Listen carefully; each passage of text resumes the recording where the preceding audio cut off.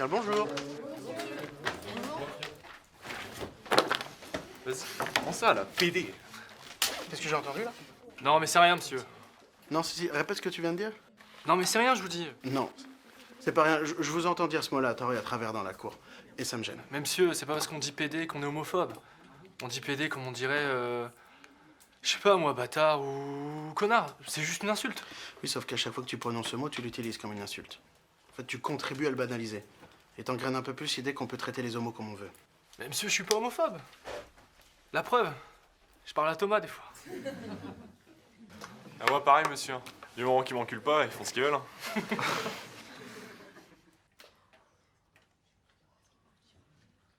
Vous savez quoi? Aujourd'hui, finalement, on va pas parler de la révolution industrielle. Non. On va remonter dans le temps.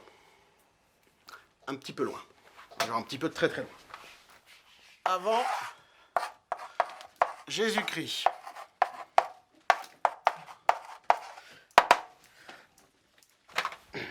À cette époque-là, il existe deux grandes civilisations.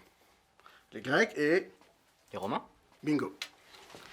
Est-ce que vous savez que la plupart de ces Grecs et de ces Romains avaient des relations homosexuelles? Alors bien sûr, ils avaient des pratiques tout à fait discutables, hein, surtout avec les esclaves et les mineurs.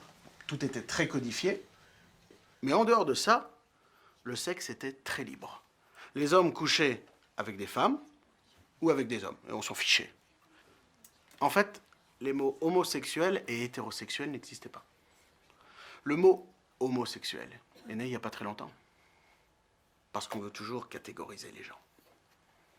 Avant, on parlait juste d'aimer quelqu'un. Tiens, si on prend un petit Romain au hasard. Allez, Jules César. Vous, ce qu'on vous apprend de Jules César, c'est quoi? C'est un grand empereur, un grand conquérant, un grand guerrier. Eh ben, Jules César, c'est aussi un grand PD. Ah, monsieur, vous avez dit PD là? Moi, j'ai le droit parce que je le suis.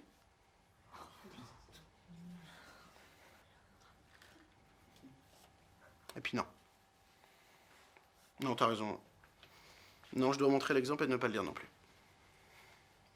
En fait, ce que j'essaie de vous dire, c'est qu'avant, les gens avaient une sexualité très libre. Et ça posait pratiquement aucun problème. Et puis sont arrivées tout un tas de choses. La religion,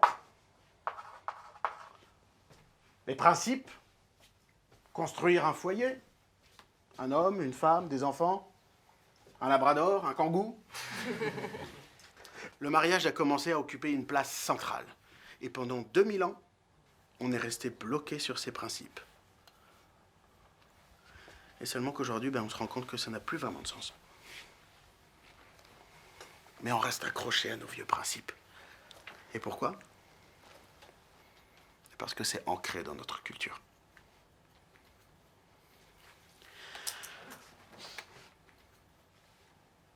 Moi, je rêve qu'un jour, partout, dans la rue, dans ce lycée par exemple, deux homos pourront se tenir la main et s'embrasser, comme vous le faites tous les deux, et sans que ça gêne personne, sans que tout le monde ne les regarde.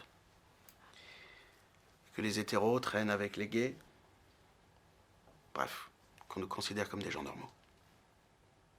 Et ça, il n'y a que vous qui pouvez le faire.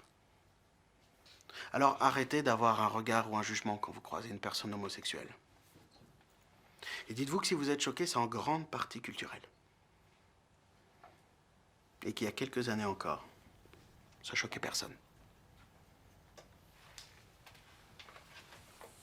Ouais, tiens. Et arrêtez de dire PD à tort et à travers. Ce sera déjà un bon début.